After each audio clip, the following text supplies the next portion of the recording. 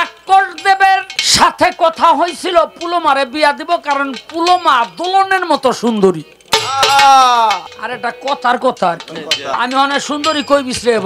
একটা বেলায়েত থেকে আরো দুইজন ব্যক্তি বেলায়েত প্রাপ্ত হয়ে গেল, নগদ দলি হয়ে গেল। আসলে বিষয়টা কি চমৎকার করে বলবেন, তাদের নামগুলো ছিল কি? নবীর অভিশাপ কখনো বিফলে যায় না, কখনো বিফল হয় না। তার বংশর থেকে কিয়ামত পর্যন্ত বেয়াদব পয়দা হইব এই ব্যক্তিকে। আর এই বেয়াদবগুলি সারা পৃথিবীতে বর্তমানে কারা? ওই কাগজ, সেই কাগজে লেখা ছিল কি?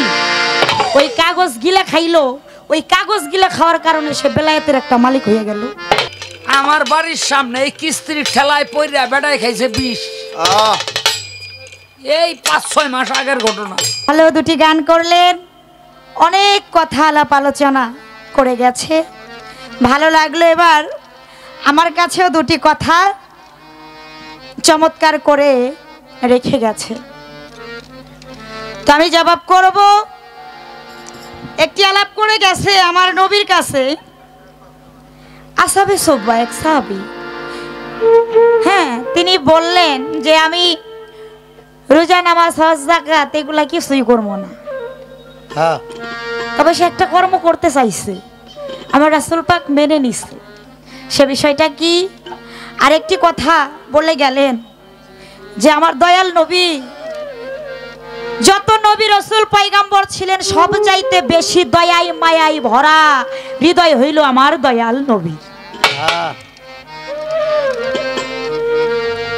ইহুদি থাপ্পড় মারে, ইহুদিকে বলে যে আমি 11 দিন যাব তো না হারি, আমার এই শক্ত মুখে আঘাত করে তুমি তো তোমার হাতে ব্যথা পাও নাই ভাই, তুমি আমাকে মাফ করে দিও।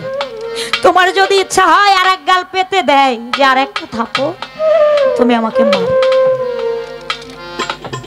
তারপরে তার মা তার হাত কেটে ফেলে, দয়াল নবীর দ্বারে আসে, নবী মাফ করে দেয়। রহমতুল লিল আলামিন, পাপী তাপী উম্মতের জামিনদার, যার এত দয়াই মায়াই ভরা অন্তর, সে দয়াল নবী একজন ব্যক্তিকে অভিশাপ করেছিল যে তোমার বংশে কিয়ামত পর্যন্ত বেদক পয়দা হবে। সেই ব্যক্তিটাকে কাকে আমার দয়াল নবী অভিশাপটা করেছিলেন, সেই বিষয়টা কি আমি আলাপ আলোচনা করব। তো অনেক কথা বলে গেছে। আমি যে বিষয়ে প্রশ্ন করেছিলাম, এই বেলায়াতি বিষয়টা কি, এই বেলায়াত উৎপত্তি সৃষ্টি রহস্যটা কি, বেলায়াত কোথায় ছিল, আপনি কার কাছ থেকে পাইলেন, বর্তমান বেলায়াত কোন ভান্ডের ভিতরে আছে, এই বেলায়াত নিয়ে অনেক সুন্দর সুন্দর কথা আলাপ আলোচনা করে গেছে। আমার আল্লাহ থেকে দয়াল নবী পাইলেন, এই বেলায়াতের মালিক স্বয়ং আমার আল্লাহ নিজেই। আমার আল্লাহ থেকে আমার দয়াল নবী, দয়াল নবীর থেকে কে পাইলো, আমার মাওলা আলী। নবী তোর শাখা আলী হাসান বসরি পহেলা কলি 14 সিঁড়ি পর ফুটিল খাজা ওসমান হারুন। এই যে বেলায়াতের ধারাবাহিক ভাবে পর্যায়ক্রমে এই যে বেলায়াত প্রচার, বর্তমান এই বেলায়াতে চোখে ওলিয়া উলিয়া যারা নাইবে রাসূল যারা, তারা বেলায়াতের মালিক হয়ে বসে আছে। সেই সিলসিলা অনুসারে অনেক কথা অনেক আলাপ করে গেছে। একটি গান করলেন, এক পাগলে খেলছে খেলা, 3 পাগলের রূপ ধরিয়া, পাগল হইয়া দেখলি না মন খোদার। চমৎকার গান। পাশাপাশি আরেকটি গান করলেন, পরের ঘরে গেল রে তোর নিজের ঘরের মালামাল, তোর আপন ঘরে বেঁধেছে গোলমাল। পাগলা রে খেপারে, তোর আপন ঘরে বেঁধেছে গোলমাল। ভালো লাগলো গানের ভেতরে এই দেহের কিছু মূল্যবান কথা, ছয় রিপু কিছু বিষয়াদি আমরা জানতে পারলাম, বুঝতে পারলাম। তো এবার আসি আমার নবুয়াত। এই নবুয়াতটা কি আগে বুঝতে হবে। এই নবুয়াতটা হইল একটা সিল মোহর, সার্টিফিকেট, দলিল। হ্যাঁ, মনে করেন এই বলধারা মাঠের সাথে বা এই যে চকে খোলায় আপনি এক পাখি জায়গা কিনছেন, দাবি করতেছেন ওইটা আপনার জায়গা। ওই জায়গার ভেতরে যদি ওই দলিলের রেজিস্ট্রিতে আপনার নাম না থাকে ওই জায়গার মালিক কি প্রকৃতপক্ষে আপনি হইতে পারবেন? না না না না, কখনোই সম্ভব না। তাই নবুয়াতে একটা শক্তি, পাওয়ার, সিলমোহর, সার্টিফিকেট, দলিল, সেই নবুয়াতের ভিতরে লেখা ছিল মিম হে মিমদার, অর্থাৎ মুহাম্মদের নাম।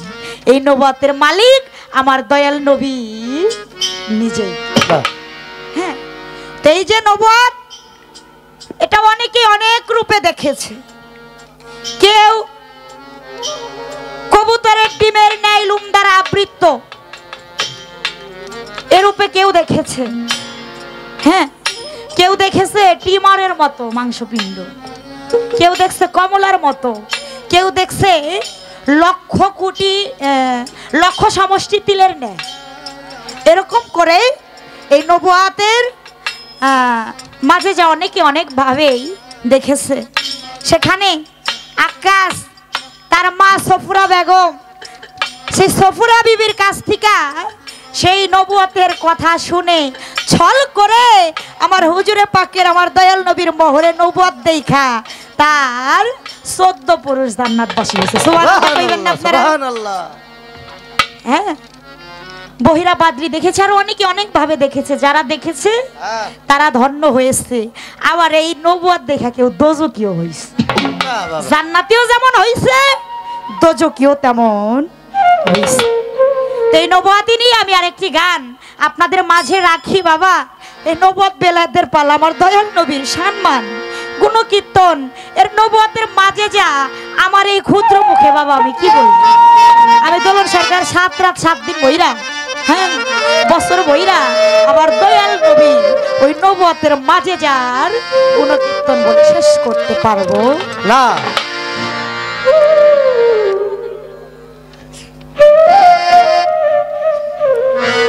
এই যে মহরে নবুয়াত, আমি একটা গান এখান থেকে রাখি। এই গানটা শুনলে আর একটু আমরা ক্লিয়ার হব এই মহরে নবুয়াত বিষয়টা কি।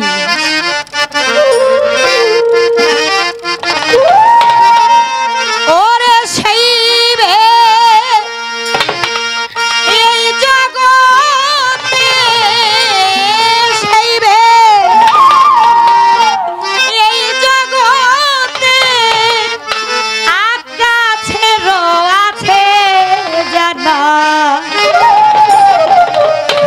মোহরে নবুয়াত আমি করিব বর্ণনা। হাইরে মোহরে নবুয়াত আমি করিব বর্ণনা। সেই এই জগতে,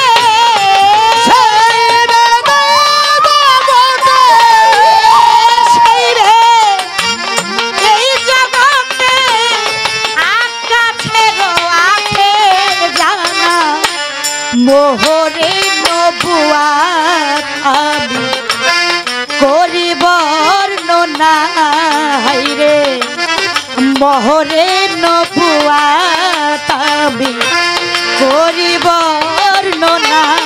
হায়রে মোহরে নবুয়াত আমি করি বর্ণনা, হায়রে মোহরে নবুয়াত আমি করি বর্ণনা।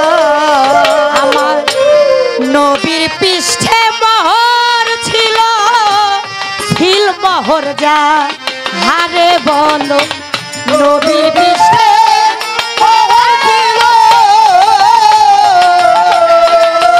ওরে বাবা, ছিল মোহর যা হারে বলো, এ কেমন নমুনা ছিল, কেমন নমুনা ছিল, কেমন নমুনা ছিল, মিম হে মিম দাল যাই জানা, মোহরে নবুয়াত আমি করি বর্ণনা। হাইরে মোহরে নবুয়াতের কথা করি বর্ণনা। হায়রে মোহরে নবুয়াত আমি করি বর্ণনা, হায়রে মোহরে নবুয়াত আমি করি বর্ণনা। যখন নূর রূপে ছিল তখন মোহর সামনে ছিল নবী যখন নূর রূপে ছিল বাবারে তখন মোহর সামনে ছিল মোহরে আপন রূপ ধরিল মোহরে আপন রূপ ধরিল মোহরে আপন রূপ দেখিল আশেক হয়ে হয় ভাঙা মোহরে নবুয়া আমি করি বর্ণনা রে মোহরে নবুয়াতের কথা করি বর্ণনা মোহরে নবুয়ত কথা করি বর্ণনা রে মোহরে নবুয়তের কথা করি বর্ণনা সেই রূপ দেখে নবী আসে হইল ওরে সেই রূপে সে নবী দেখতে গেল সেই রূপ দেখে নবী আসে হইল সেই রূপে সে নবী দেখতে গেল মুহাম্মদ নাম প্রকাশিল মুহাম্মদ নাম প্রকাশিল মুহাম্মদ নাম প্রকাশিল আগেই নবীর ছিল জানা মোহরে নবুয়াতের কথা করি বর্ণনা রে মোহরে নবুয়াতের কথা আমি করি বর্ণনা রে মোহরে নবুয়তের কথা করি বর্ণনা রে মোহরে নবুয়তের কথা করি বর্ণনা মোহরে নবুয়াতের কথা আমি করি বর্ণনা সে ভেতেই জগতে অনেকে গানে গায় যে আকাশ বিনে কেউ জানে না বিষয়টা তা না কারণ আকাশ ছাড়াই মোহরে নবুয়াত আর অনেকেই দেখছে তাহলে আকাশ বিনে কেউ জানে না কথাটা আমার মতে মানে কেমন জানি হয় সেই ভেতেই জগতে আকাশেরও ছিল জানা কেননা আকাশ বিনে আরো অনেকেই সেই ভেদের খবর জানে আকাশের মা সবুরা বিবিও জানে আরো অনেকেই জানে তাই তো নবীর পৃষ্ঠে মোহর ছিল সিলমোহর যাহারে বলো সে কেমন নমুনা ছিল মিম হে মিম ডাল যাই জানা নবী যখন নূর রূপে ছিল তখন মোহর সামনে ছিল ওই মোহরে আপন রূপ ফেরিল আশেক হয়ে হয় ফানা যেই রূপ দেখে নবী আশেক হইল সেই রূপ এসে নবী দেখতে গেল মুহাম্মদ নাম প্রকাশিল আগেই তা নবীর ছিল জানা হ্যাঁ কেননা এই যে মোহরের নবুয়াত আমি প্রথম স্টেজে বলেছিলাম যে কোনো কিছুই সৃষ্টি হয় নাই কোন শব্দ বলার আগেই আমার নবী ছিল ওখানেই নবীর মোহরের নবুয়াত ছিল কেননা আমরা অনেকেই বলে থাকি যে 40 বছর বয়সে নবী নবুয়াত প্রাপ্ত হয়েছে নাউজুবিল্লাহ 40 বছর বয়সে নবী কখনো নবুয়াত প্রাপ্ত হইতে পারে না সকল কিছু সৃষ্টির পূর্বেই তো নবী ছিল নবীর নবুয়াত ছিল তবে হ্যাঁ বাসারি হালিয়াতে মা আমেনা বাবা আব্দুল্লাহর ঘরে নবী আসিয়াছিলেন পদার্পণ করিয়াছিলেন সেখানে 40 বছর বয়সে নবীর নবুয়াতের মাঝে যার প্রকাশ ঘটেছিল প্রকাশ হয়েছিল তাই প্রকাশ হওয়া এক জিনিস আর নবুয়াতের সৃষ্টি পয়দা এটা কিন্তু আর এক জিনিস দুইটা বিষয় কিন্তু এক না নবুয়াত বহুত পূর্বে ছিল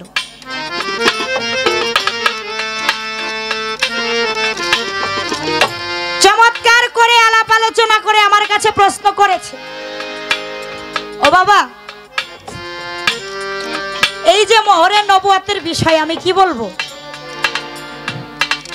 এই মোহরে নবুয়াত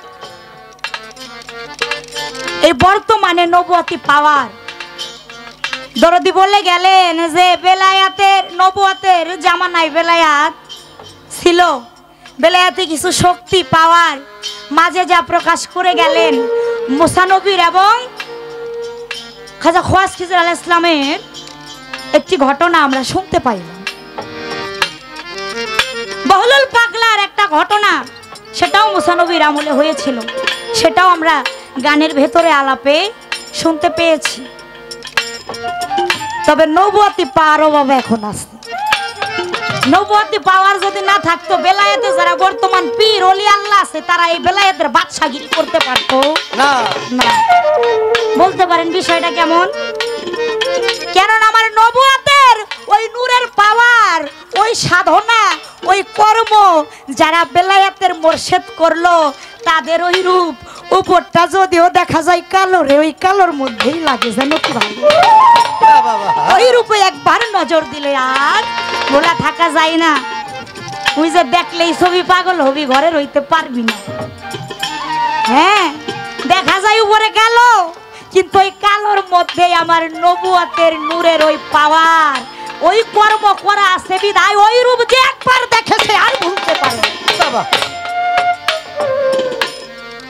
তাই তো বাবা, আমরা সেই নবীর উম্মত হয়ে জীবন ধন্য। অনেক নবী পয়গাম্বরের সাথ করেছিল যে আমরা নবী পয়গাম্বর না হয়ে আখেরি জামানার পয়গাম্বর দয়াল নবী তার উম্মত যদি হইতাম রে, আমাদের জীবন ধন্য হয়ে যেত। কত বড় কথা বাবা, দেখেন তাহলে আমরা কত বড় ভাগ্যবান, আমরা সেই নবীর উম্মত হতে পেরেছি।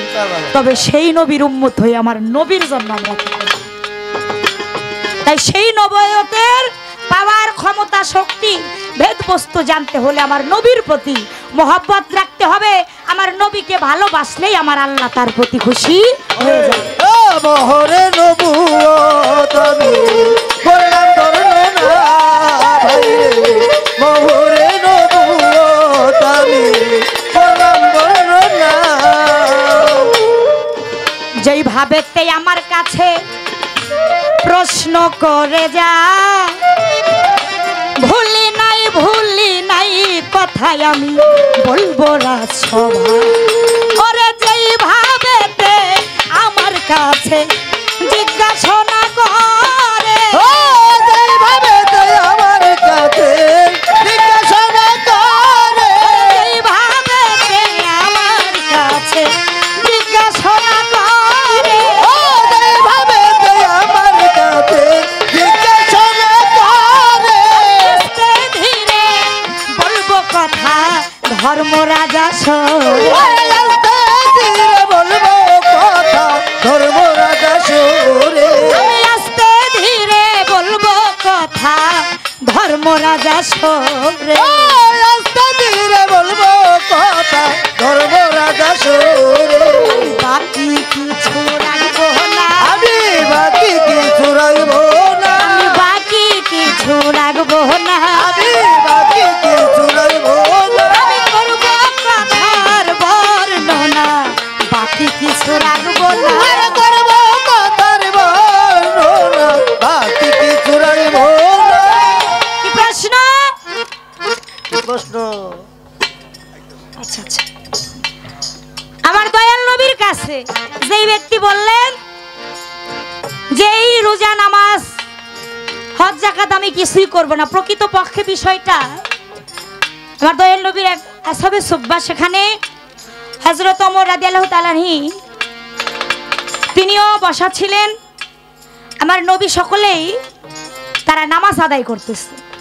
এখন ওই ব্যক্তি আর নামাজ পড়ে না, তখন হযরত ওমর সে রাগান্বিত হয়ে তাকে মারতে গেছিল যে তুমি নামাজ পড়ো না, তুমি বিষয়টা পাইছো কি? হুজুর স্বয়ং নিজেই নামাজ পড়তেছে, সকলে আমরা নামাজ পড়তেছি, তুমি নামাজ পড়ো না কেন? তখন ওই ব্যক্তি বলেছিল যে আমি দুনিয়ায় যতদিন আছি নামাজ পড়বো না, তবে হ্যাঁ আমার দয়াল নবীর নামের যেই দরুদ, এই দরুদটা আমি হৃদকমলে সারা জীবন পড়ব।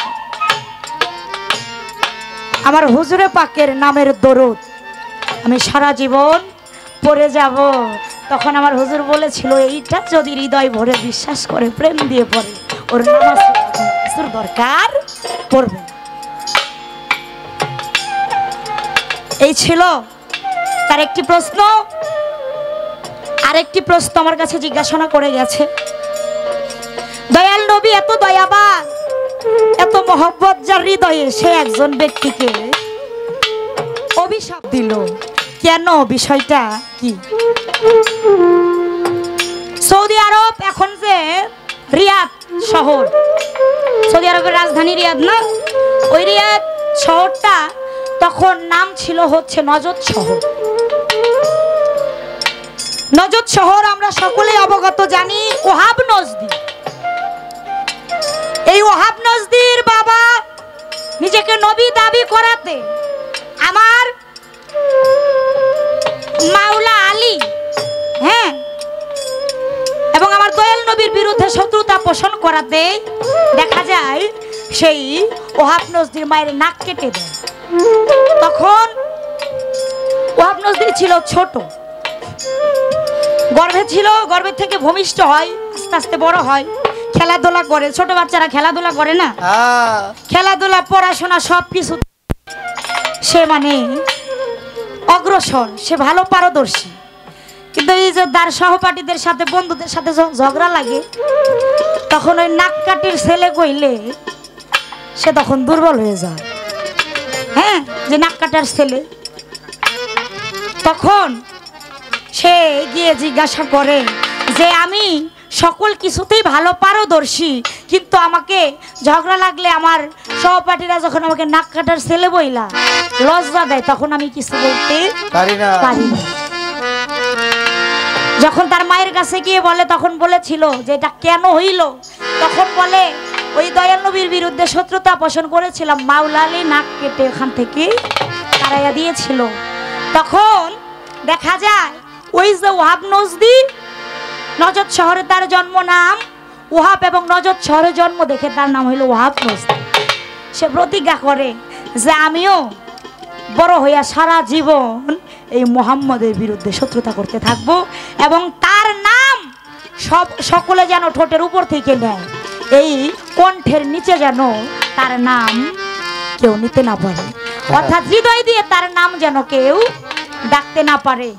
আমার দয়াল নবী সেই তাদেরকে অভিশাপ করেছিল, এবং আজ অবধি যে সেখান থেকে ওহাবি দল বাহির হয়। ওহাবি দল আছে না, দলের তো অভাব নাই, ওহাবি খারিজি এজিদি, তবে ওই ওহাব নজদি থেকে ওহাবি দলটা বাহির হয়েছে, আজ অবধি পর্যন্ত আছে, কাল কিয়ামতের আগ পর্যন্ত থেকে যাবে। আর ওইখানে আমার দয়াল নবী অভিশাপ করেছিল যে ওই বংশের থেকে বেদব পয়দা হবে। বেদব পূর্বে থেকে ছিল, আছে, কাল কিয়ামতের আগ পর্যন্ত থাইকে যাবে। কেননা আমার দয়াল নবী যাহা বলে সেটা কখনো মিথ্যা হইতে পারে। গেল তার প্রশ্নের কথা। তো এবার আমার তো দুইটা কথা রাখতে হয়, কি করেন আপনারা? রাখেন। হ্যাঁ, আজকে ভাবের গোসাই পাইছি খুব টাইট মতো। হ্যাঁ, এই যে বেলায়াত, এই যে পাগল পাগল, এত পাগলের গল্প শুনলাম, পাগলের গান শুনলাম, যে এক পাগলে খেলছে খেলা, তিন পাগলের রূপ ধরিয়া। আপনার কাছে আমি জানতে চাই, এক পাগল রাস্তা দিয়ে হাইটে যাইতেছিল, রাস্তা দিয়ে হাইটে যায়, এখন রাস্তায় দেখে একটা কাগজ পড়ে আসছে, ওই পাগলটা দপ কইরা কোনো কিছু ডাইনে বাই না তাকাইয়া, কোনো কিছু না বইলে ওই কাগজটা ধরে গিলা খাই ফেলা। সে ছিল এক ধাঁচের একটা পাগল, হ্যাঁ, একটা পর্যায়ের পাগল, কিন্তু ওই কাগজটা যখন গিলা খাইয়া ফেলাইলো, তখন ওই বেলায়াতি শক্তি পাওয়ার তার ভিতরে ঢুকে গেল। ওই বেলায়াতি শক্তির মালিক, সে ক্ষমতা সে পেয়ে গেলেন, বেলায়াতি শক্তি তার ভিতরে প্রকাশ হইল, তার ভিতরে অবস্থান করলো। আমি জানতে চাই ওই কাগজ, সেই কাগজে লেখা ছিল কি? ওই কাগজ গিলা খাইলো, ওই কাগজ গিলা খাওয়ার কারণে সে বেলায়েতের একটা মালিক হয়ে গেল, বেলায়েত প্রাপ্ত হয়ে গেল। আসলে মূলে ঘটনাটা কি এবং এই কাগজের মধ্যে লেখা ছিল কি? শুনতে মন চাই না প্রশ্নগুলো? কি বলেন আপনারা? আর একটা প্রশ্ন আমার থাকবে, সেটা কি প্রশ্ন? বেলায়েতের তো অনেক অলি আউলিয়া আছে। বেলায়েতের এক অলি রাস্তা দিয়ে যায়, খুব খেয়াল করবেন কথাটা।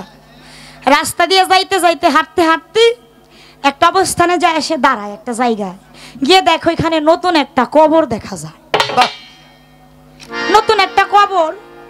এখন খেয়াল করে লক্ষ্য করো, ওই নতুন কবরের মধ্যে একটা ব্যক্তি আছে। ওই ব্যক্তিটা যে আছে সে বড় যন্ত্রণা অশান্তির মধ্যে আছে। এখন ওই নতুন কবরের বাইরে আরো একজন ব্যক্তি আছে। নতুন কবরের ভিতরে যে ব্যক্তি অশান্তিতে আছে তার চাইতে বেশি অশান্তি বাইরে যে ব্যক্তি আছে। মহা মুশকিল হয়ে গেল না? কবরের মধ্যেও অশান্তি, বাইরেও অশান্তি।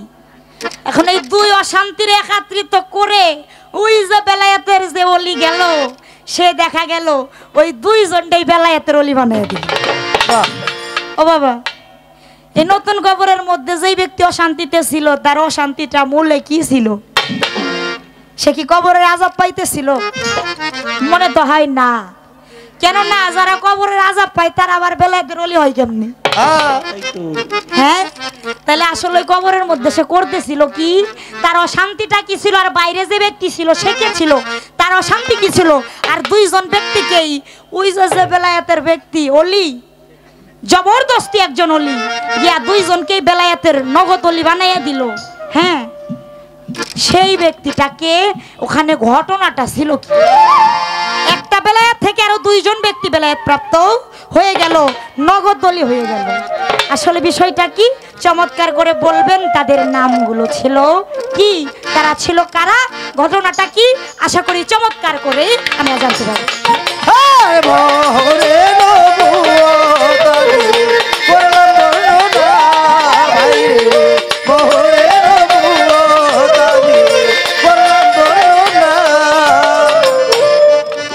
হযরত গৌহার বলে, ভাই মুসলমান,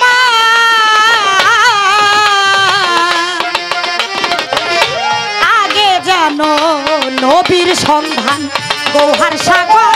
ভাই মুসলমান, তোমরা আগে জানো নবীর সন্ধান, নবীর মোহর ভেজছো বাহার, নবীর মোহর ভেজছো বাহার, নবীর মোহর, নবীর মোহর ভেজছো বাহার, প্রেমিক বিনে কেউ জানে না মোহরে নবুয়াত আমি করি বর্ণনা। হাইরে মোহরে নবুয়তের কথা করি বর্ণনা, রে মোহরে নবুয়তের কথা করে বর্ণনা, মোহরে নবুয়তের কথা করে বর্ণনা। ওরে সেই বে এই জগতে, সেই বে এই জগতে আকাশেরও ছিল জানা, মোহরে নবুয়াত আমি করি বর্ণনা। হাইরে মোহরে নবুয়তের কথা করি বর্ণনা, আমি মোহরে নবুয়াত আমি করি বর্ণনা।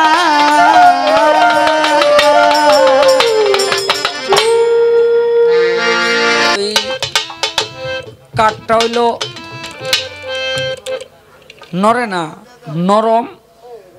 এনে বৈশা যখন এটা সেট দেয় তখন এটা ঠিকই জায়গা মতো থাকে। আর হ্যাঁ গেলে গাই কাঠ উঁচু হয়ে যায়, মাইক উঁচু হয়ে যায়।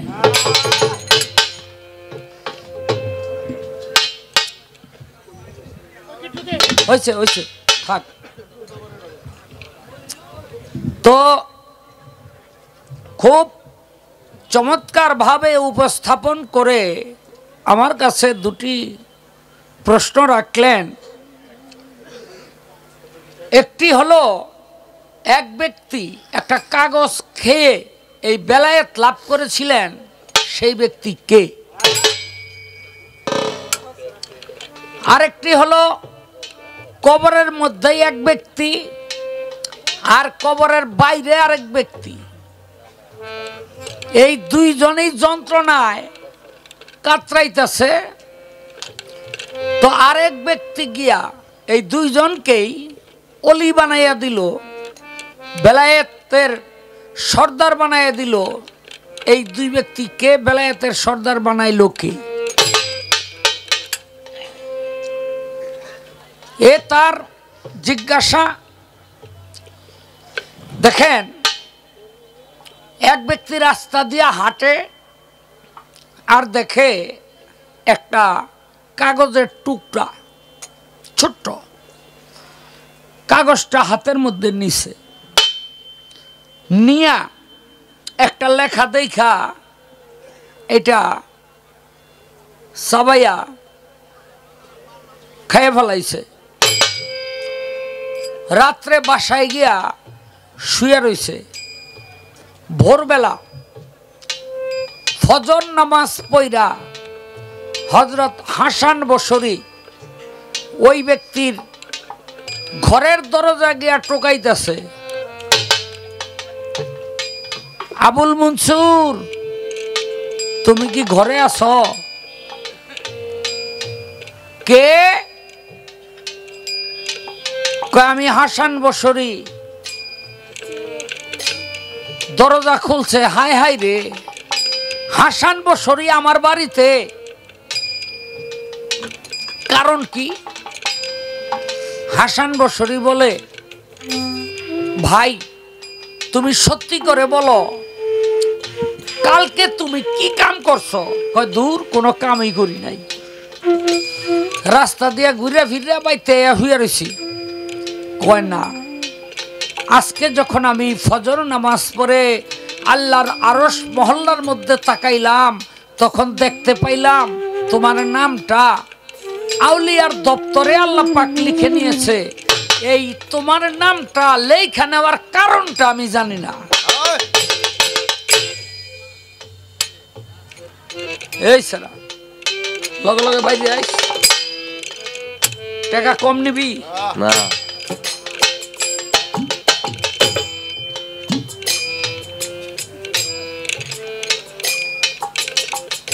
তখন ওই ব্যক্তি বলল, কি নাম? আবুল মনসুর। হে হাসান বসরি, এমন কোন ইবাদত আমি করি নাই, আমার জীবনে নাই, যাতে আমি বেলায়েত প্রাপ্ত হতে পারি।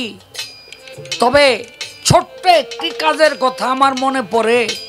গতকাল রাতে একটা কাগজ আমি কুড়াইয়া পাই, যেই কাগজটার মধ্যে লেখা ছিল বিসমিল্লাহির রহমানের রহিম। আমি মনে মনে চিন্তা করলাম, এই কাগজ যদি কারো পায়ে লাগে তাহলে বিসমিল্লাহর অপমান হইব। আমি হাতে নিলাম, হাঁটতে আরম্ভ করলাম, মনে মনে চিন্তা করে এটা ফালামু কই। এই চিন্তা করতে করতে করতে করতে একটা সময় এই বিসমিল্লাহর হেফাজত করার জন্য আমি নিজেই খেয়ে লাইলাম, আর কেউ কারো পায়ে লাগবে না। হাসান বসরি কয়, আবুল মনসুর, এজন্যই তোমাকে আল্লাহ পাক সেই বেলায়েতের দপ্তরে তোমার নামটা লিখে দিয়েছে। কে যে কোন ভাবে বেলায়েত প্রাপ্ত হয় রে বাবা, এটা কেউ কইতারে না, কেউ কইতারে না। একবার এলো সুদ খায়, সুদ বুঝেননি? সুদ কিস্তির জ্বালায় বাংলাদেশের মানুষ অতিষ্ঠ, আর যারাই কিস্তি দেয় ব্যাগগুলি সুদখোর। কি ঠিক নেই? কত মানুষের বউ যে গেছে গা কিস্তির জ্বালায়। আমার বাড়ির সামনে এই কিস্তির ঠেলায় পইরা বেড়ায় খাইছে 20। এই 5-6 মাস আগের ঘটনা। কিস্তি আলা রাইয়া দেহে 20 খাইয়া চিত হয়ে রয়েছে। হ্যাঁ, এরপরে কি করবো? কো যদি মরিয়া যায় কিস্তি তো পামু না। হ্যাঁ, সে বেটারাই আবার হাসপাতালে নেয়া ভালো বলো কইরা মাইরা রাম্য করছে, হালার কিস্তি না দিয়া মরস।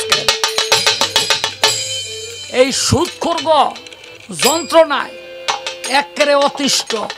আর বেডিগো কিস্তি তো আরো ভয়ঙ্কর, শতকরা 10 টাকা। কি বাবা রে বাবা! হ্যাঁ, তো এক বেটায় এরকম খালি কিস্তির টাকা, ওই সুদের টাকা লাগায়। তো গ্রাম বইরা, এলাকা বইরা, মহল্লা বইরা এরকম সুদের টাকা লাগাইছে। কোনো বাড়িতে সুদের টাকা পায়, কোনো বাড়িতে পায় না। তো এক বাড়িতে কয়েক মাস ধরে ঘুরাইতেছে, টাকা দেয় না। গিয়া দেহে বেটার বউ একটা খাসির মাথা আর একটু আডা লইয়া রুটি বানাইব আর খাসির মাথাটা রানবো। গিয়া কয় কিস্তি এই সুদের টাকা দাও, কয় নাই। কয় তয় না থাকলে খাসির মাথা আর রুটি দুটোটাই লয়ে গেলাম। আনছে বাড়িতে, বউরে কয় রুটি বানাও আর খাসির মাথা রান্ধো, আমি গোসল করে আহি।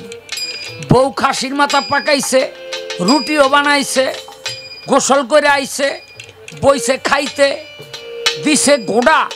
চাইয়া দেখে ওই হাড়ির মধ্যে কোনো মাংস নাই, সব রক্ত। ওই বেড়ায় কয় ব্যাপারটা কি, সব রক্ত হয়ে গেছে কেন? তখন তার বোধ উদয় হইছে, নিশ্চয় আমি যে একজন সুদখোর, এই সুদ আল্লাহ পাক পছন্দ করে না। যদি কোনো সুদখোর থাকেন ভালো করে শুনেন, ভালো করে শুনেন।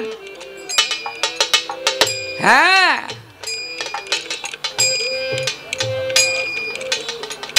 এটা কিন্তু কিতাবের কথা, আমার কথা না।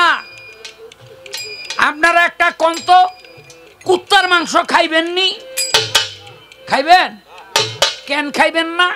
কুত্তা আল্লাহ পাক হারাম করছে। কি শুকরের মাংস খাইবেন না? কেন খাইবেন না? শুকর আল্লাহ পাক হারাম করছে। আচ্ছা, শুকর হারাম খাইবেন না, কুত্তা হারাম খাইবেন না, তাইলে সুদ যে হারাম করছে এইটা খামু কেন? কেউ মুসলমান রে, এর লেগে বহু জায়গায় আমারে বায়না করে না, কয় শালায় আইলে খালি উচিত কথা কয়, আমাকে ব্যবসা বন্ধ হয়ে যায়। হ্যাঁ, তুই আসস কেন?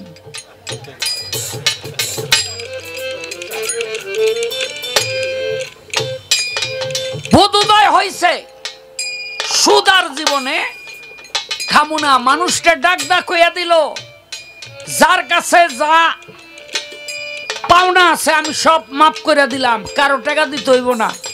আর এ যাবৎ কালে আমি যত মানুষের থেকে সুদের টাকা নিছি, শুধু বাড়ির অংশটুকু রাইখা সমস্ত সম্পদ বিক্রি কইরা তাদের মাঝে বন্টন করে দিল, তোমরা নিয়ে যাও, আমারে মাফ করে দাও। এটা কি জানেন? এটাও এক ধরনের তওবা, এটাও এক ধরনের তওবা। আল্লাহ পাক তার তওবা কবুল করছে। বহু কয় সব তো দিয়া দিলেন, থাকার ঘরটাই আছে, এখন আমরা খামু কি? কয় যেই মালিককে সন্তুষ্ট করার জন্য দিয়েছি ওই মালিকই ভালো জানে কি খামু। কামের সন্ধানে বাইরে গেলাম, প্রত্যেক দিন যায়, সকালবেলা বাইরে হয়, বিকালবেলা আহে। বউ কয় তয় খামু কি কন? কয় এদিক থেকে টানাটানি করে চলো, যেই মালিকের কাম করি বেতন দেয় নাই, মাস শেষে বেতন দিব। 30 দিন পুরা হয়েছে, আজকা বউ খুব খুশি, মালিক বেতন দিব। আর বেড়াই করছে কি, এক জঙ্গলের মধ্যে গিয়া বয়ে রয়েছে। কেন? যে আজকা জবাবটা দিমু কি, আজকা তো 30 দিন পুরা, আজকে 30 দিন পুরা, আজকে আমি জবাবটা দিমু কি? বাড়িতে আহে না, রাইত হয়ে যায়, জঙ্গলের মধ্যে থাকবো কই? আস্তে আস্তে বাড়ির দিকে আইছে। হ্যাঁ, আস্তে আস্তে বাড়ির দিকে আইছে।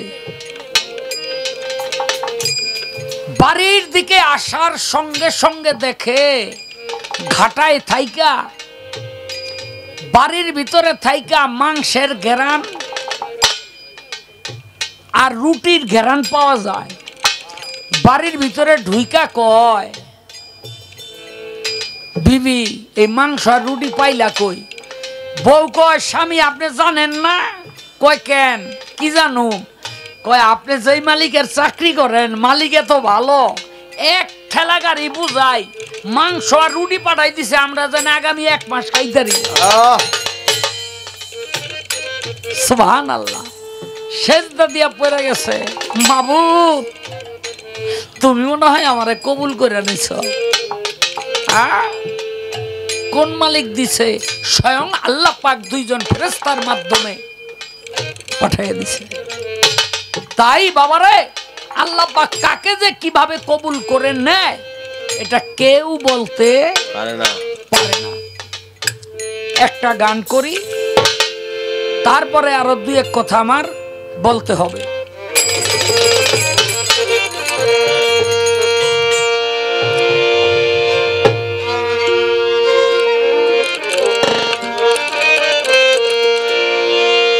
রবে না এ ধন জীবন যৌবন তবে কেমন করো এত বাসনা রবে না এ ধন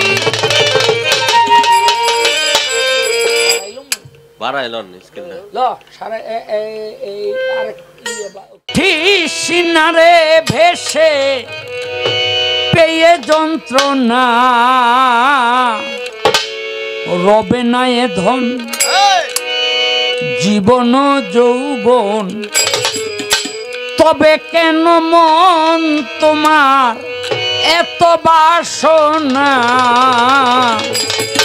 রবে না এ ধন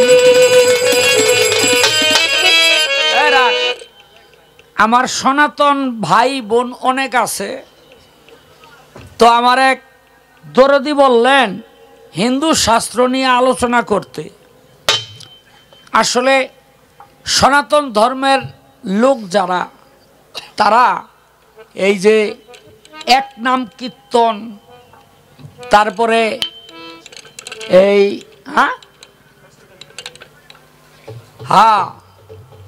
অষ্টপ্রহর 16 প্রহর 32 প্রহর এরা যেইভাবে শুনে আমাদের মুসলমানদের মধ্যে কিন্তু এই প্রেমটা আবার নাই এ দেখবেন আর ঘন্টা আনি পরে আপনারা যাইবেন গা আপনাকে বাইন্দাও রাখুন যাইব না আর হেরা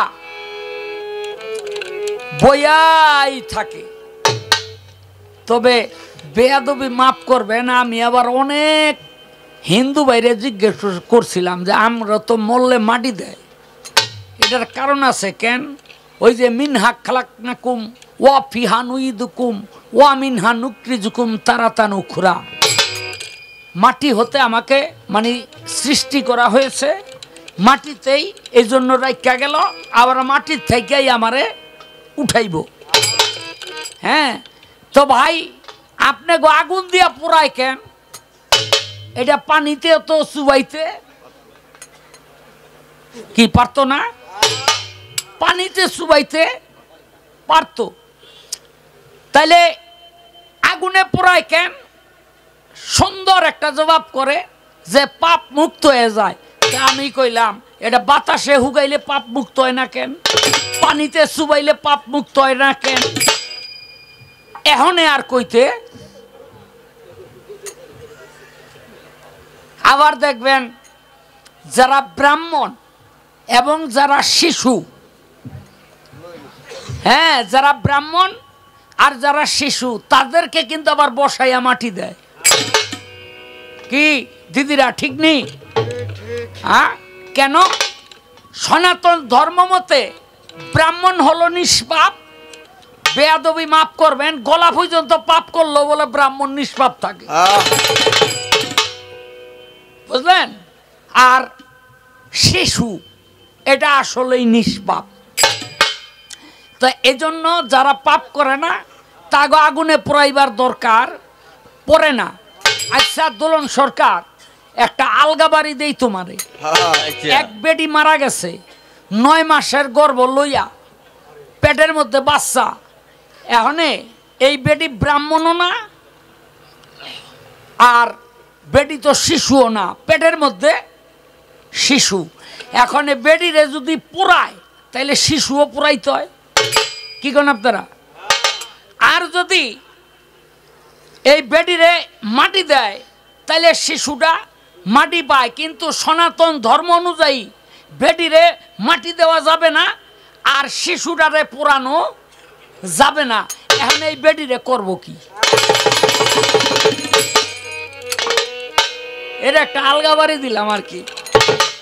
হ্যাঁ, এক বেটাই করছে নতুন বিয়া, বউরে কয় খাসির মাংস খাবো গো, তো বেডি অনেকক্ষণ পর কয় হ খাই। কত আপনি খান? কয় হ আমিও খাই। কত আপনি ওখানে আমিও খাই, হইল কি? কয় না, বাসর ঘরে কি কমু খুঁজা পাইতাছি না, তো একটু আলাপ সালাপ করলো।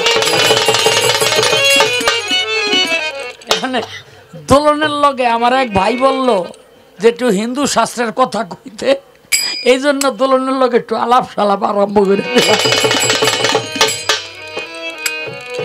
বুঝলেন নি? তো এই একটা আলগা বাড়ি রইল। এখন কথা হইল যে অনেক সনাতন ধর্মের ভাইয়ের কাছে প্রশ্ন করছি, এটা আগুন দিয়া কেন পোড়ায়? পাপ তো মুক্ত হয়, কিন্তু অন্য কিছু দিয়া পাপ মুক্ত হয় না, এটা আগুনে পোড়াইলে পাপ মুক্ত হয়, এটার কারণ কি? কয় এটা কইতারি না। যাক, দোলন সরকার, টেনশনের কোনো কারণ নাই, গানটা আগে গাই, তারপরে আমি বলার চেষ্টা করব কেন সনাতন ধর্মে মানুষকে আগুন দিয়া পোড়ায়। সবুরেরও দেশে ওই দেখি দম কষে,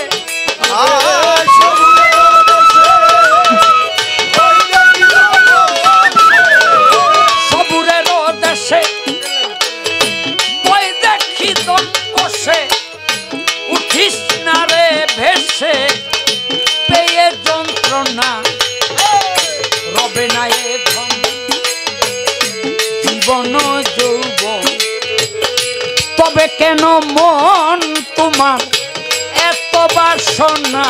রবে না এ ধন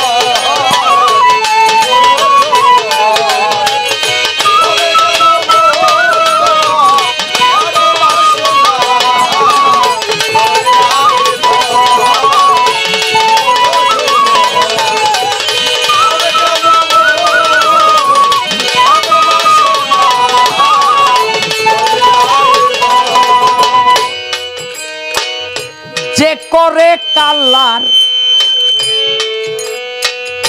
চরণের আশা, জানো না রে মন তার কি দুর্দশা, যে করে কাল্লার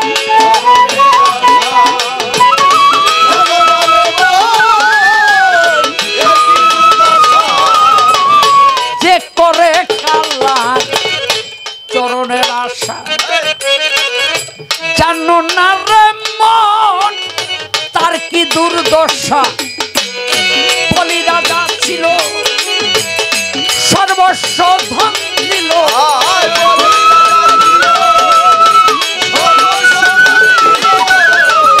বলি রাজা ছিল সর্বস্ব ধন দিল, বামন রূপে বিধি করে ছলনা।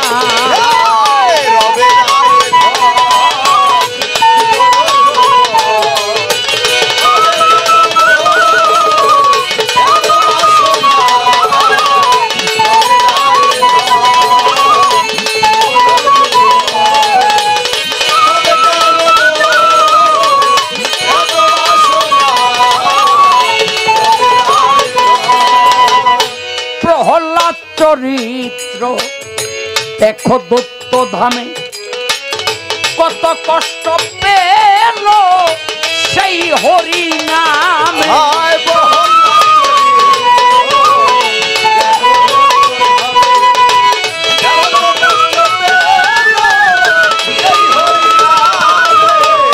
প্রহ্লাদ চরিত্র দেখো দত্ত ধামে, কত কষ্ট পেল সেই হরি নামে। জলেতে ডুবালো আগুনে পোড়ালো,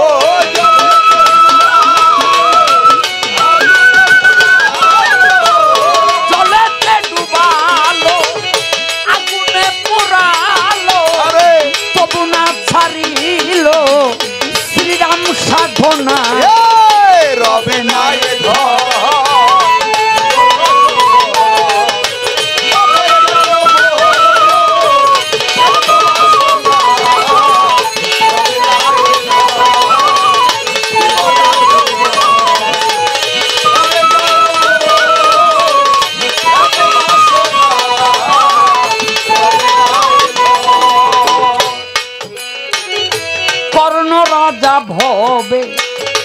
বড় দাতা ছিল, অতিথি সেবায় তার পুত্রকে নাসিল।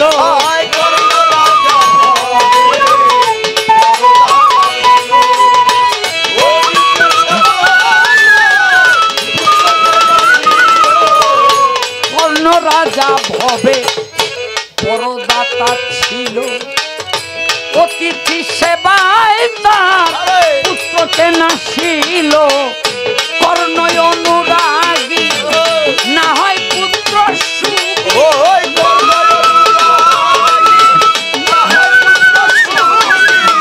কর্ণ অনুরাগী না হয় পুত্র সুগী।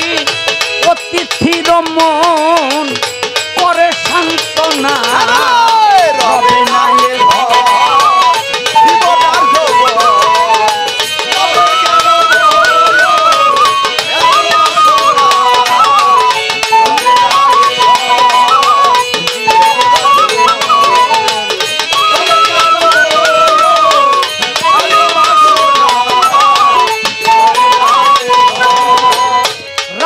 ভক্ত লক্ষণ ছিল সর্বকালে, শক্তিশাল হানিল তার বক্ষস্থলে।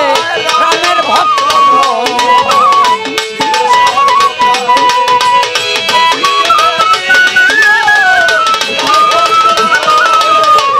রামের ভক্ত লক্ষণ ছিল সর্বকালে, শক্তিশাল হানিল তার বক্ষস্থলে।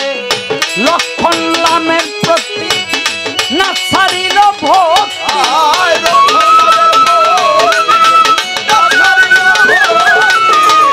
লক্ষণ রামের প্রতি না ছাড়িল ভক্তি। লালন বলে কর মন এ বিবেচনা,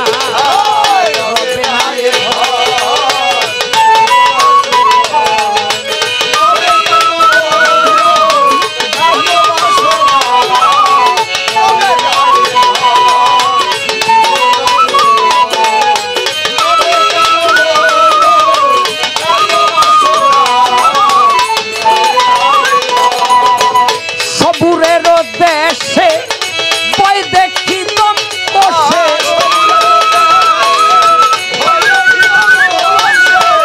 সবুরের দেশে বই দেখি দম বসে।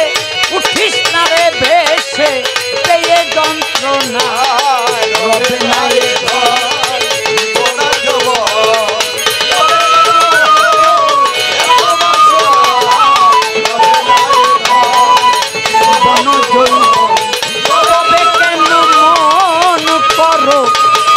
এত বাসনা, রবে না এ গুরু বল বল রে হেলাই হেলাই দিন যায়। গুরু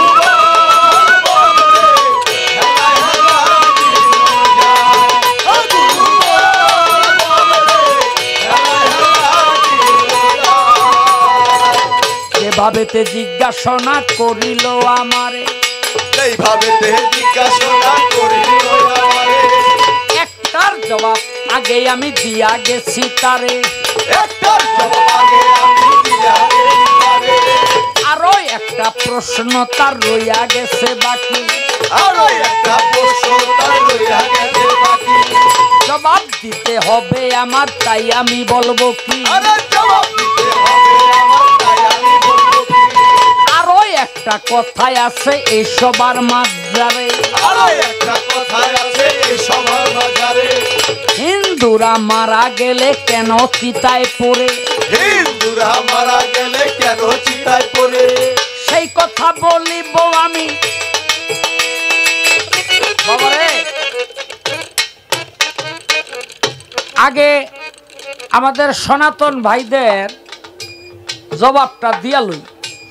জবাব মানে একটু আলোচনা করা শিক্ষার জন্য, কারণ এখন হইল এই ইউটিউবের যুগ, মিডিয়ার যুগ। এখন শুধু আমরা আলোচনার মধ্যে এলাকায় সীমাবদ্ধ থাকে না, সারা পৃথিবীতে ছড়ায় আছে। কোনো ভুল তথ্য যদি দেই তাহলে আমার বাড়িঘর উড়ে খুঁজাল হয়ে যাবো নাকি? হ্যাঁ, লয়ে যাব না? তাইলে সঠিক কথাগুলো বলতে হবে। ব্রহ্মা, বিষ্ণু, শিব এই তিনজন হইল এক জীব, তাই না? এই ব্রহ্মার ছেলের নাম হইল ভৃগুমুনি।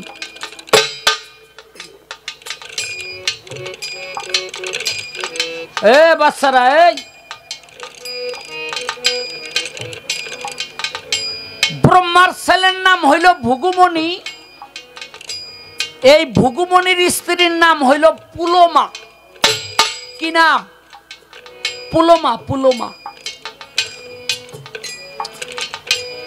এই পুলোমা ছিল গর্ভবতী। এই উদরের মধ্যে যে সন্তান তার নাম ছিল চেবন। সেবন।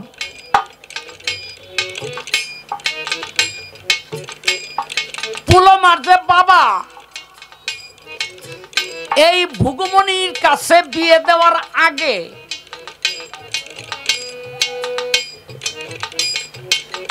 রাক্ষস দেবের সাথে কথা হয়েছিল পুলোমারে বিয়া দিব, কারণ পুলোমা দোলনের মতো সুন্দরী। আর এটা কথার কথা আর কি। আমি অনেক সুন্দরী কই বিশ্রে আপনাকে বুঝানোর লেগে।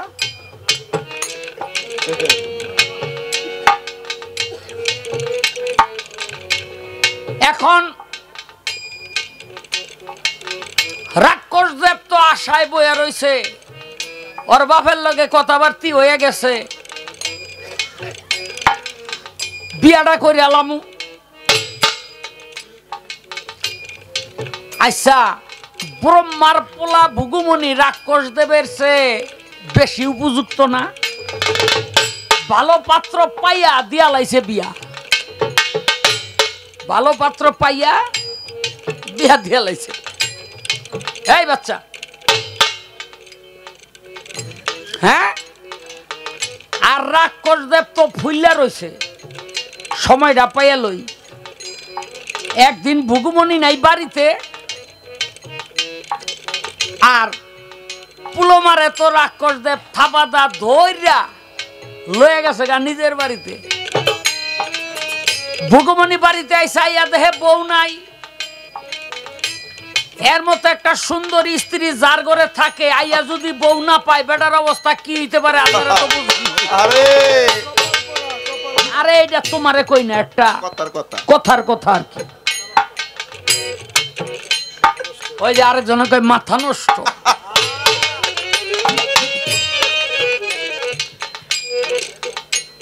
এখন ভৃগুমুনির তো মাথা নষ্ট, আমার বউ গেল কই? হায় রে আমার দুলন।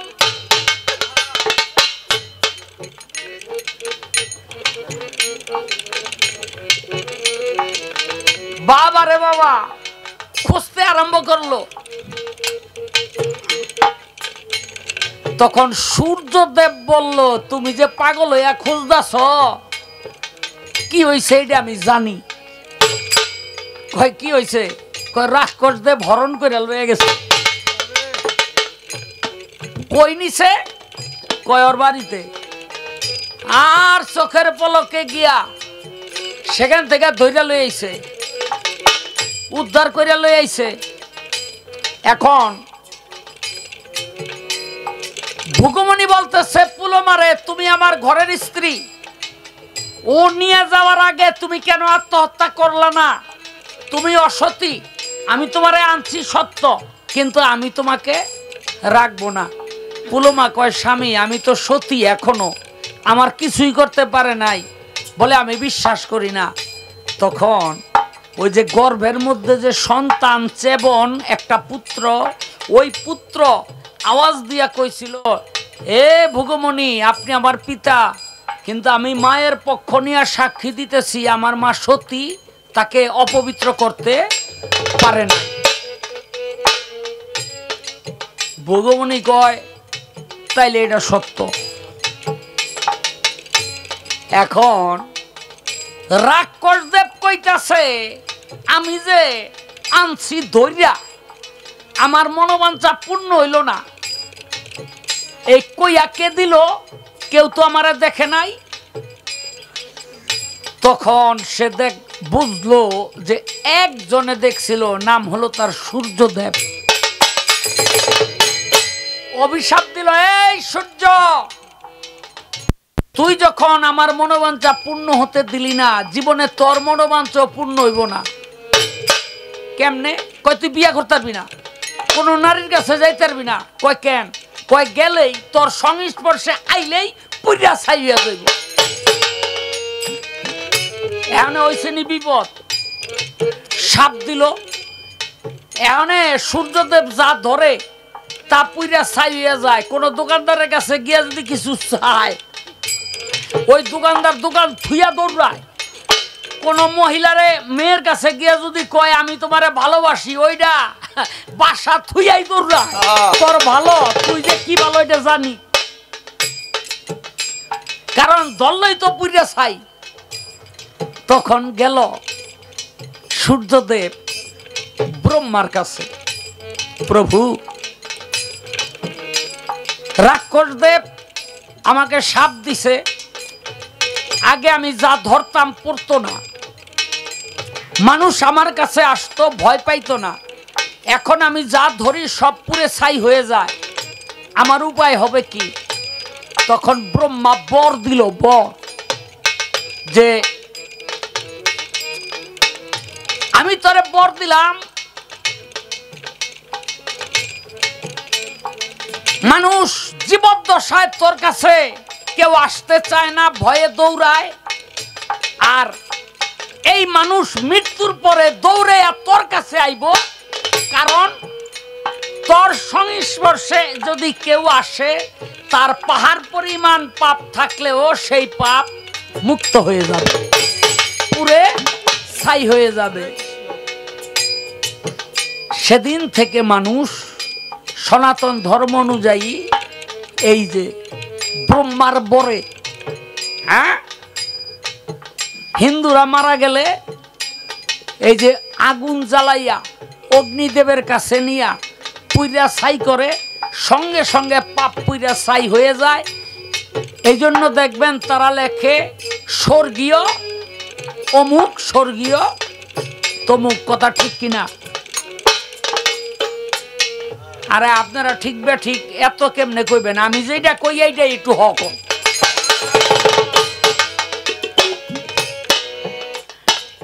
হ্যাঁ বাবাই স্বর্গে গেছে, স্বর্গীয় এটা লেখে। আবার কথা আছে হিন্দু মতে কিন্তু জন্মান্তরবাদে বিশ্বাসী। হ্যাঁ, যে যেই কাম করব, কেউ কুকুরের কাম করলে কুকুর রূপে, শুকরের কাম করলে শুকর রূপে, আবার এই পশুর কাম করলে পশু রূপে, বৃক্ষের কাম করলে বৃক্ষ রূপে, এমনি করে আসে। যদি কেউ মানুষের কর্ম করে মুক্তি পায় তার আর আসতে হয় না, সে আর 84-তে আসে না। এটা হলো সনাতন ধর্মের নিয়ম। এখন এই যে পাপী যারা, তারা গেল তো নরকে, তাইলে তো নরক পাইয়াই গেল, তাইলে আবার জন্মান্তরবাদের প্রশ্ন উঠে কেন?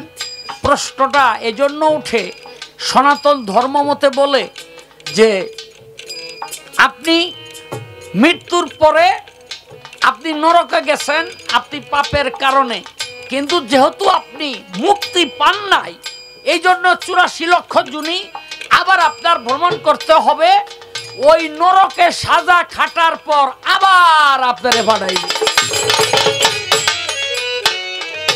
বুঝলেন? আবার আপনারে পাঠাইবে। যতক্ষণ পর্যন্ত মুক্তি না পাইতেছেন ততক্ষণ পর্যন্ত আইবেন যাইবেন, আইবেন যাইবেন।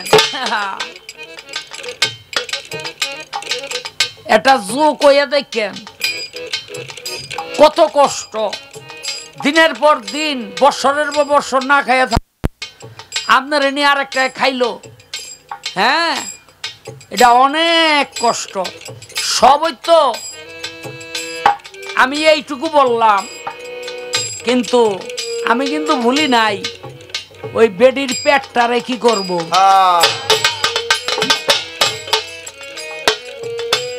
এটা হেরে দিয়ে গেলাম।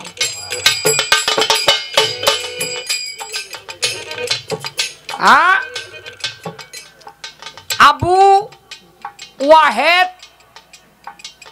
মাধুরী, আবু ওয়াহেদ মাধুরী তিনি ব্লকের মস্ত বড় একজন আল্লাহর ওলি। একটা কবরস্থানের পাশ দিয়া যায়, দেখে একটা কবরের মধ্যে বহা আর একটা কবরের উপরে বহা। তো অনেক জিগায় কিরে তোরা এখানে বয়ে রইছ কেন? দোনোটাই কান্তাছে। কয় যেটা উপরে বহা হেডারে জিগায় তুই কান্দস কেন? কয় আমি কান্দি কেন কইতারি না, কিন্তু হ্যাঁ যে কবরের ভিতরে বইয়া কান্দে এই জন্য আমি কান্দি। কয় তোর কি হয়? কয় আমার গুরু, গুরুর দুঃখে আমি কান্দি। গুরুরে কয় তো তুই কান্দস কেন?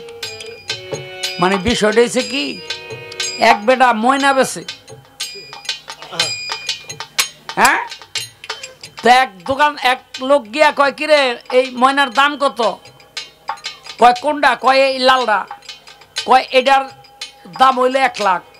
কয় এত দাম কেরে ময়নার? কয় এই ময়নাটার এত দাম এই কারণে ও হাত দেখা কয়া দেয় কি হইব না হইব।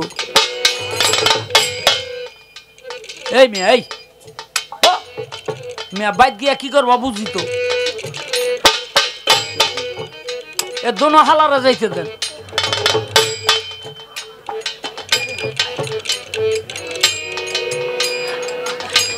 এক এলাকায় হালা কই তো আইসি 6-7 মাস পর আইসে বায়না করতে। কয় তুলা ভাই টাকা দেব না, আমাকে গান গাইয়ে দিতে হবে। আমি কই তোর কোন বোন বিয়া করছি? কয় রাস্তায়। কয় কোন বোন? কই যে হালা কইছিলেন আমরা এই দুইটা। কি করো মাগনা গান গেয়ে দিয়েছি।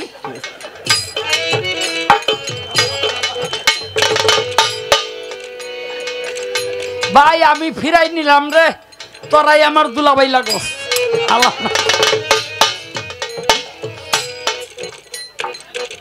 হ্যাঁ কয় তো এটা আর্ধেক কইয়া দেয় তো 1 লাখ টাকা হইবই। কয় তোর লগেরটার দাম কত? কয় লগেরটা 2 লাখ। কয় কস কি এটার দাম এত কেন? কই এটার দাম এই জন্য এত, এটাই তো আর্ধেক কাকো, এটা আর্ধে হন লাগে না, চেহারা দেখলেই কয়ে দেয়। কয় তো এটাই তো চেহারা দেখলে কয়ে দেয় 2 লাখ। কই তার এইটার লগেরটা কত? কই এটা 3 লাখ। কত এইটার গুণ কি? কয় এইটার যে গুণ কি আমি নিজেও জানি না। কয় তো এইটার এত দাম কেন? কয় এই যে যেটা আর্ধেক কয় আর চেহারা দেখা কয় এই দুইটারে গুরু মানে। কয় বুঝলি কেমনে? কয় প্রত্যেক দিন সকালবেলা ঘুমে তুইটা এই দুইটা এইটারে ভক্তি দিয়া লয়। এইটার যে কি গুণ এই আমি নিজেও জানি না।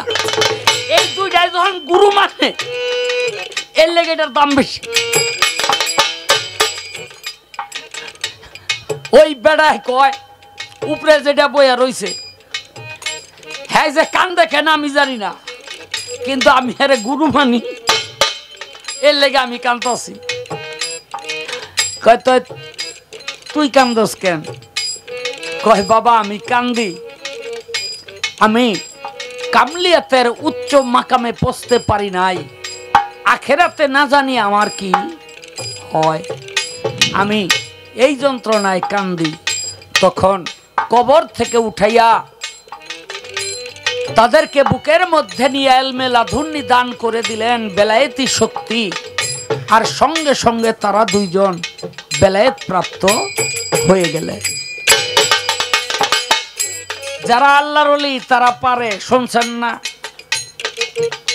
মস্ত বড় আল্লাহর ওলি একজন হে এলাকায় আবার আমার মতো মস্ত বড় একজন চোরওয়া ছিল। মানে আমার কথাটাই কই, কার কথা কমু হেঁটে আবার ফিটাইতে আইব।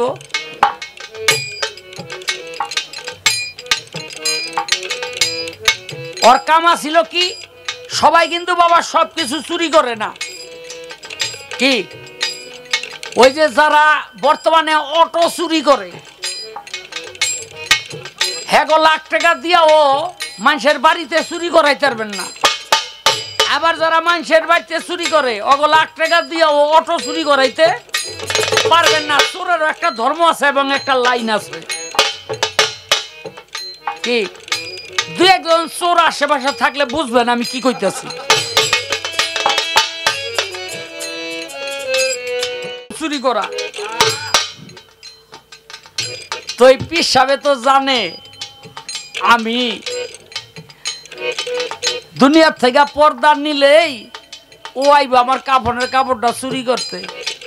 ডাকাইছে, বাবা তুই কি চুরি করস? কয় হুজুর কাফনের কাপড়। কয় আমি মারা গেলে কি করবি? কয় হেইটাই, এটা আমার ব্যবসা না। কয় তুই কত বেসস? কয় কেউ 150 দেয়, কেউ 200 দেয়, কারণ মাটি মুড়ি ভরিয়া থাকে। এটা আবার ধুইয়া মুইয়া আবার বেছে। কত এক কাম কর, সর্বোচ্চ দাম তো 205। কয় হ, কেইলো 200 টাকা, আমি মরার পর আমার কাফনের কাপড়টা চুরি করিস না, আগেই তোরে দাম দিয়ে গেলাম। চোরাই যে খুশি, দাম আগে পেয়েছি, মাল আগেই চালাইছি, মাল চুরির আগেই বেশ চালাইছি। কয়দিন পর তো পিসাব মারা গেছে। রাত 3টা বাজে খন্তি কোদাল লইয়া চোরা তো উঠিয়া যায়। বউ কয় কই যাও? কয় হনস তাই পিসাব মারা গেছে। কয় শুনছি তো, বেটাই যে আগে টাকা দিয়ে গেল।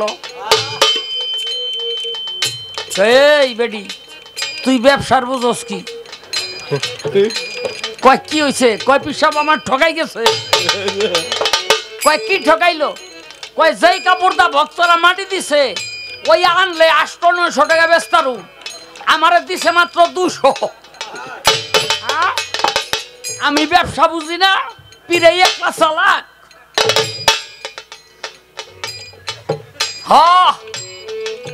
কবর হান খুঁজা কাফনের কাপড়ের মধ্যে যেই থাপাটা দিছে আর পিড়েও থাপা দিয়া দিচ্ছে। কিরে বাবা তোরে টাকা দিয়াইলাম, তুই আমার উলঙ্গ করে আলাইতেছ। আর চোরাই তো সারা জনম কাফনের কাপড় চুরি করছে, কেউ ধরে না, কেউ ধরে নাই। আর এই কাণ্ড না দেখা কাঁপতে কাঁপতে কাঁপতে কাঁপতে কাঁপতে কাঁপতে পিসাবের বুকের উপরে পড়ে গেছে। শেষ, একেবারে শেষ। এখন দুজকের ফেরেশতারা লয়ে যাব দুজকের টাইন না। পিসাব কয় আল্লাহ ওরে মাফ করে দাও। কয় না ও কাফন চোর, ওর কোনো মাপ নাই। কয় ও কাফন চোর, কিন্তু ও তো তোমার একজন অলির বুকের উপরে পড়া মরছে, এই বুকের মহব্বতে তারে তুমি মাফ করে দাও। আল্লাহ কয় এ ফেরেশতারা দিলাম দিলাম মাফ কইরা, ওরে জান্নাতে দিয়ে দে। কি বিশ্বাস হয় না? বড় বীরের জীবনী খুললা দেখেন। বড় বীরের এক ভক্ত মারা গেছে, একটু মগা টাইপের। মনকির নগর 2 ফেরেশতা গিয়া কয় মার রাব্বুকা। কয় বড় বীর আব্দুল কাদের জিলানী। কয় ও আমাদিনুকা। কয় বড় বীর আব্দুল কাদের জিলানী। কয় মার হাজার রজুলু। কয় বড় বীর আব্দুল কাদের জিলানী। একটাই আর একটাটা কয় ফিডা। ওর বে কি বলে বড় বীর আব্দুল কাদের জিলানী। আল্লাহ কে ফেরেশতা থাম, ও কিছু জানে না, কিন্তু একটা কথা জানে। সেই কথাটা হলো আমার বন্ধু বড় পীর আব্দুল কাদের জিলানী তার নামটা জানে। জান্নাতের মধ্যে একটা রাস্তা করে দে। ওলিয়া উলিয়ার মহব্বতে আল্লাহ পাক সব করতে পারে। ওলিয়া উলিয়ার মহব্বতে আল্লাহ পাক সবই করতে পারে। তো দোলন সরকার, তোমার কাছে একটা প্রশ্ন হয়ে গেছে, আর একটা প্রশ্ন আমি রাখবো। সেটি হলো এই যে বেলায়েতের জামানায় নবুয়তের কতটুকু অংশ এখনো বিদ্যমান, এই নবুয়তের অংশ কার কার কাছে বিদ্যমান আছে, এটা আমরা কিভাবে বুঝবো যে ওই ব্যক্তির কাছে নবুয়ত আছে? এই আমার একটা কথা, আর বেশি না। ও গুরু বল